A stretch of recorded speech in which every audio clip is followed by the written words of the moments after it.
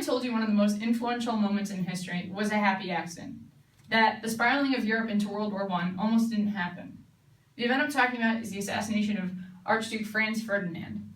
How this catastrophic event occurred is important because it shows the pettiness of the start of World War I in contrast to the horrors of the war itself. The assassination of Franz Ferdinand by Gavrilo Princip was an event that almost did not occur, yet caused some of the greatest, most horrific warfare this world has seen. I chose this topic because I love history. We touched on it a little bit in my high school, but obviously I wanted to learn more, so I combined my personal knowledge from my AP European History class, my AP United States History class, with the following articles. The Assassination of Archduke Franz Ferdinand 100 Years Ago by Jesse Greenspan of History.com. First World War Centenary, The Assassination of Franz Ferdinand by Richard Preston of The Telegraph. If Franz Ferdinand Had Lived by Simon Winder of The New York Times. And finally, in Sarajevo, Divisions That Drove an Assassin Have Only Begun to Heal by John F. Burns of The New York Times. This accumulations of resources have given me a greater knowledge on the event and a knowledge I wish to share with you. So, we'll be going over the following situations. First, why Franz Ferdinand was wanted dead. Secondly, we'll explore the actual event. And finally, we'll divulge into the consequences of the event. So let's start with the man himself and why he was wanted dead. Burns tells us that the 1908 annexation of Bosnia and Herzegovina created tension between the people and the throne of Austria-Hungary.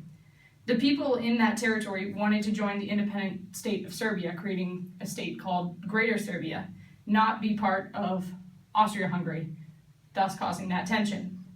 Winder also suggests that there was another reason, in that the Archduke, as a political figure, could be a symbolic martyr for the cause.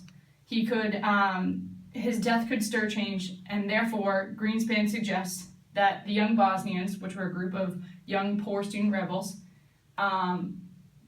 therefore decided to plot the murder of him when he was in Sarajevo to view military exercises. Thus came the day, June 28th, 1914. The initial attempt, Greenspan says, had the assassins lined up on the street called Apelque, which the motorcade of the Archduke, with his wife, were planning to drive down. When the car passed the first assassin, Preston said the assassin panicked and didn't throw his bomb. Then, Burns and Greenspan affirmed that the second assassin did throw his bomb, however, there were some complications. The bomb bounced off the folded roof of the Archduke's car, rolled, and exploded, injuring 2 officers and some bystanders, but not the Archduke or his wife. When that second attempt failed, Greenspan says the remaining assassins abandoned the plot. According to Preston, Franz Ferdinand continued to his event at City Hall, and then following, he wanted to visit the hospital to visit the injured officers. On his way to the hospital, Burns says the motorcade of Franz Ferdinand accidentally made a wrong turn, and as they were trying to correct the turn in reverse, Preston says Princip just happened to be standing there. He had retreated from Apelque to this area. In seeing Franz Ferdinand, he pulled out his pistol and fired 2 shots before pointing the gun to himself. Unfortunately for him, a bystander grabbed his arm and prevented him from committing suicide, but he had already done the damage. Greenspan confirms that Franz Ferdinand and his wife, Sophie, were dead within minutes. Post-assassination, Austria-Hungary overreacted and then thus caused the domino into World War I.